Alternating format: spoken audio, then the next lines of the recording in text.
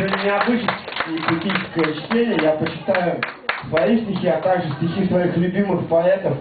И как бы также я не хотел бы, чтобы меня поняли неправильно, но эти события я хотел бы почитать стихотворение любимого своего поэта Александра Сергеевича Пушкина, которое, мне кажется, достаточно уместно звучит сейчас в связи с событиями на Украине. Клеветникам России! Да. О чем шумите вы, народные витии? Зачем анафемой грозите вы, Россия? Что возмутило вас? Волнение Украины? Оставьте этот спор славян между собою. Домашний старый спор, уж взвешенный судьбою. Вопрос, который не разрешите вы. Уже давно между собою враждуют эти племена, не раз склонились под грозою, то их, то наша сторона. Кто устоит в неравном споре? Кичливый лях или верный рост? Славянские ручьи сольются в русском море. Оно ли стякнет? Вот вопрос. Оставьте нас! Вы не читали сии кровавые скрижали. Вам непонятно, вам чужда сия семейная вражда. Для вас безмолвны Кремль и Прага. Бессмысленно прещает вас борьбы отчаянная отвага. И ненавидите вы нас. За что ж? Ответствуйте. За то ли, что на развалинах пылающей Москвы мы не признали наглой воли того, пред кем дрожали вы. За то, что в бездну повалили мы, тяготеющий над царствами кумир, и нашей кровью искупили Европы вольность, честь и мир. Вы грозны на словах, попробуйте же на деле. Или старый богатырь, покойный на постели, не в силах завинтить свой измаильский штык, или русского царя уже бессильно слово, или нам с Европой спорить ново, или русский от побед отвык, или мало нас, или от Перми до Тавриды, от финских хладных скал до пламенной Колхиды, от потрясенного Кремля до стен недвижного Китая, стальной щетиною сверкая, не встанет русская земля. Так высылайте ж к нам, витии, своих озлобленных сынов. Есть место им в полях России, среди нечуждых им гробов.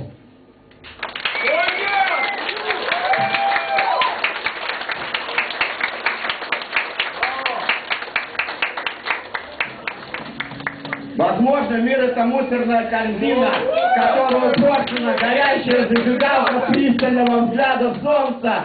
Хуже, чем черви в гниющем мясе, крошатся времена года, пламя из любви и грязи. Природа шевелится за пределами города, бесполезно стучаться в дверь, закрытую навсегда. Я лучше найду мента, я проткну ему горло штыком за то, что в тот день мельком, только краем зрачка, случайно, я видел, как орет отчаянно «Свободность!».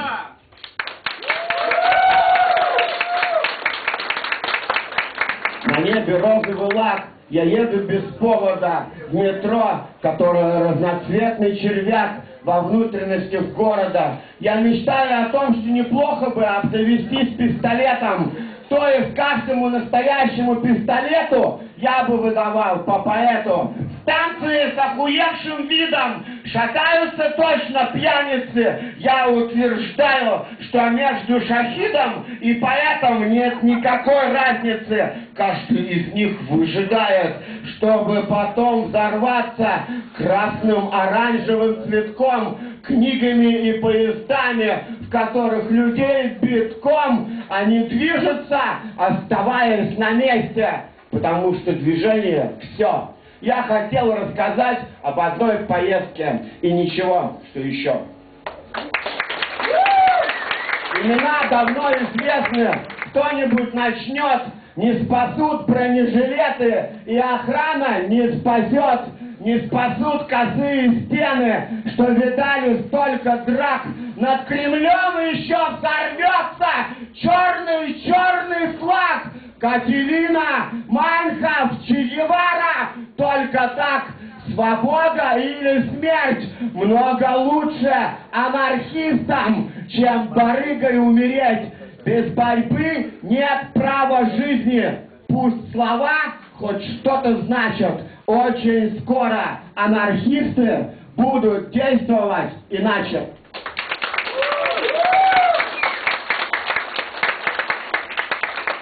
Атеизм и прокладки Always — это суперкомфорт. Очередной Макдональдс пихают в открытый рот, потому что нельзя работать. Свастика — это $100 на пропагандистских банкнотах. И руки трясутся от злости, от ненависти к сытой мрази, которая ходит в гости, устраивает праздники у стада свои законы.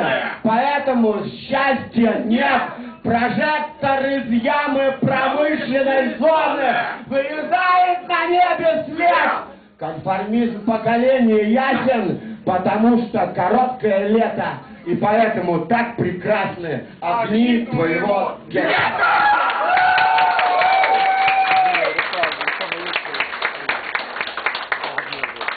Александр Пушкин из Пятимонтин.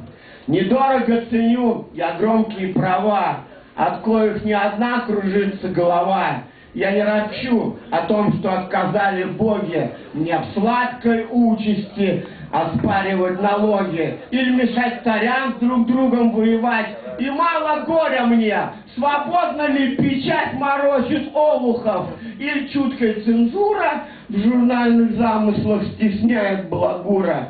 Все это, видите, слова. Иные лучшие мне дороги права. Иная лучшая потребна мне свобода. Зависеть от царя, зависеть от народа, не все ли нам равно? Бог с ними, никому отчета не давать, себе лишь самому служить и угождать.